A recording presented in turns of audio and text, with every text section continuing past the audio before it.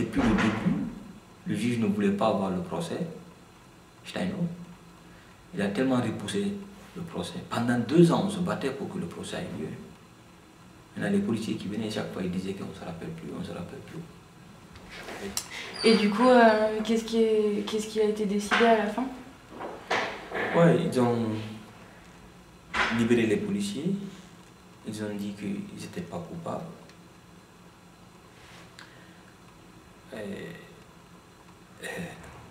Pour nous, en fait, ça ne nous a pas surpris.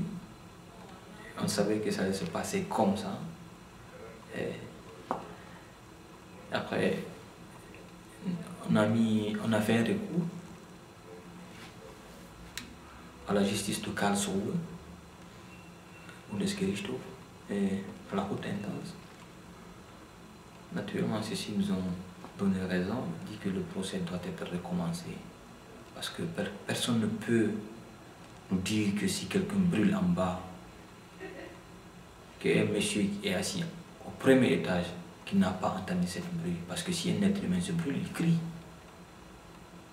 Et c'est logique.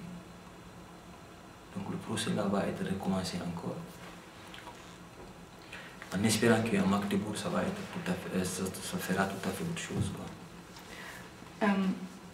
Juste avant qu'on parle du nouveau procès, est-ce que tu peux... C'est quoi alors le verdict du juge? C'était quoi? Il a conclu quoi? Comment Henri est mort? Et quel était le rôle des policiers? Il a dit quoi? Comment il a pu... Le juge a argumenté que Diallo, c'est lui-même qui a pris le briquet dans sa poche. Il a déchiré le matelas, il a mis le matelas en feu. Donc le monsieur qui était en haut, lui ne pouvait pas venir l'aider. Il a dit que lorsque le feu a été allumé, Wouri s'est levé, il a mis sa tête dans le feu. Donc c'est comme ça qu'il est mort. Ils disent que, comme on dit en allemand, c'est-à-dire c'est lui qui a provoqué et voilà. C'est sa faute. Voilà. Il dit que même si le monsieur là était venu très rapidement, il n'allait pas pu sauver Wouri Diallo. Et j'ai vu aussi, vous dites qu'il y avait une contradiction entre le verdict oral, quand le juge a parlé, Ouais. et ensuite le procès verbal écrit, que c'était pas la même chose. C'était pas la même chose, tout à fait différent. En fin de compte, le juge avait bien dit à la justice, je ne pouvais pas faire une bonne justice, je ne pouvais pas rendre une bonne justice, parce que beaucoup de policiers sont venus dire des mensonges ici. Les gens n'appartiennent pas à l'État allemand, ils ont sali la police allemande et tout. Ça, il le dit verbalement, mais écrite, il ne l'écrit pas. Pour la haute intense. Excuse-moi, c'était une situation, c'était du mafia, quoi. C'était du mafia entre eux. Pour moi, c'est des criminels. Les criminels, ils ont détruit la vie de Wouri Diallo, ils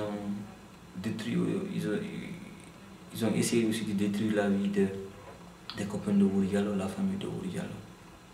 Justement, tu peux m'en parler un petit peu de la famille, quelle a été la réaction de la famille, comment ça s'est passé? Ils étaient très touchés. Moi, je suis parti voir la maman en Afrique et j'ai vu combien de fois la femme là était fatiguée et finie. Elle me disait dans ma langue maternelle, je vais voir effectivement si c'est vrai. Il m'a pris, ou il me disait pendant tout ce temps. J'ai regardé pendant tout ce temps la rue, si Wouri venait.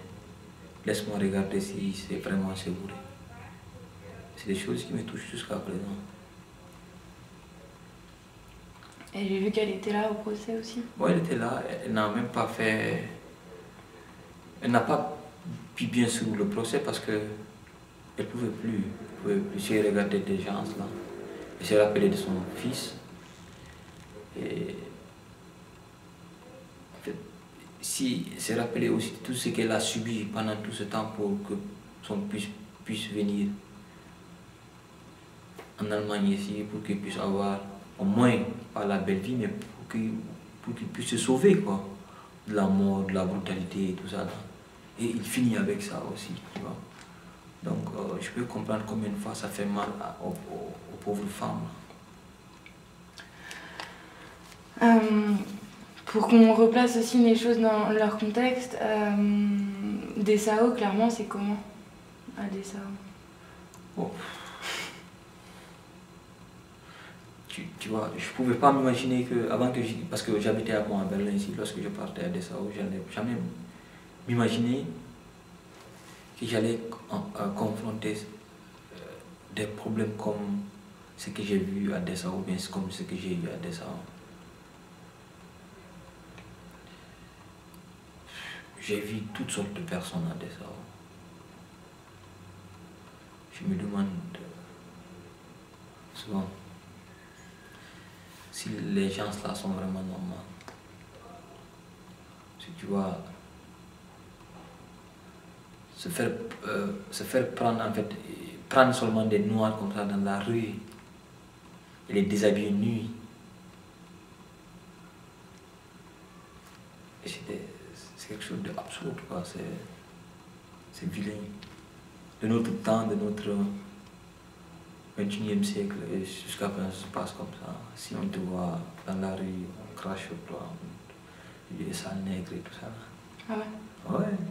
C'est une...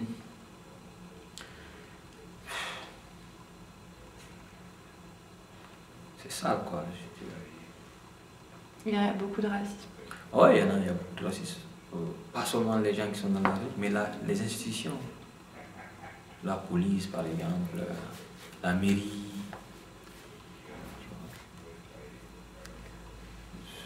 C'est dégueulasse. Et je sais que toi, ça t'a touché personnellement aussi, ce racisme institutionnel. Oui, bien sûr. Je détenais un magasin là-bas, là où les Africains se rencontraient. J'étais très fier. C'était mes frères. En fait, il y avait toutes sortes de nationalités. Il y avait des Arabes, des Indiens, des Allemands même qui venaient dans le magasin. On causait, on riait, on faisait comme ça se doit. Ouais. Lorsque le truc de Bouri Diallo s'est passé, après je me suis engagé, parce que j'étais tel touché. J'ai essayé de mettre ça sous le média et tout ça. Et ils le savaient, ils me l'ont dit aussi. Ouf. C'est comme ça qu'ils m'ont retiré ma licence. Ils me disaient, écoute Mouktar, tu acceptes des gens dans le magasin qui vendent de la drogue et tout ça là.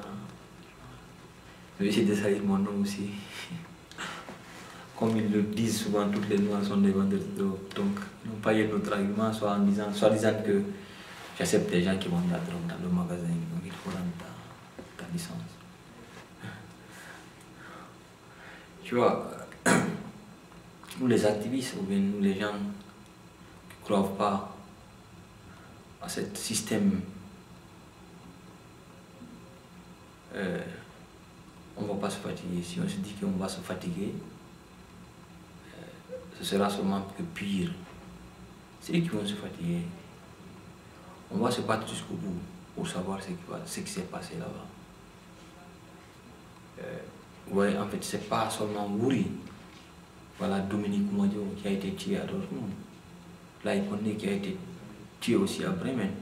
Maya Massa qui a été fusillé par 7 balles, 8 balles même. Tu vois. Et Jonas Rachidi, il y a beaucoup de personnes qui ont été tuées. Donc chaque fois si tu dis que tu es fatigué, tu te laisses faire par cette justice, ils vont continuer à faire les mêmes bêtises. Donc cette fois-ci, on a décidé vraiment d'aller jusqu'au bout. Parce que, donc quand est-ce que le procès devait commencer normalement? En fait, nous on avait appris 2 dates, le 6 septembre, ça devrait être commencé. Mais ça n'a pas eu lieu. Après, ils ont dit le 25 octobre. Le 25 octobre, ça n'aura pas lieu aussi. Et ils ont pousser ça à une date indéterminée. En notant la raison, ils ont donné que le policier, en fait, il est malade, il est tombé malade. Donc, s'il est malade, il ne pourra pas avoir la justice. Et est-ce qu'il y a eu des nouvelles enquêtes? Comment ça se passe? Si ça repart à zéro, comment ça se passe? En fait, on espère qu'il y aura des nouvelles enquêtes. Et cette fois-ci, on espère qu'il n'y aura pas des mensonges. Et on espère que vraiment cette fois-ci, ils ne vont pas essayer de diriger cette justice comme ils l'ont fait à Dessau.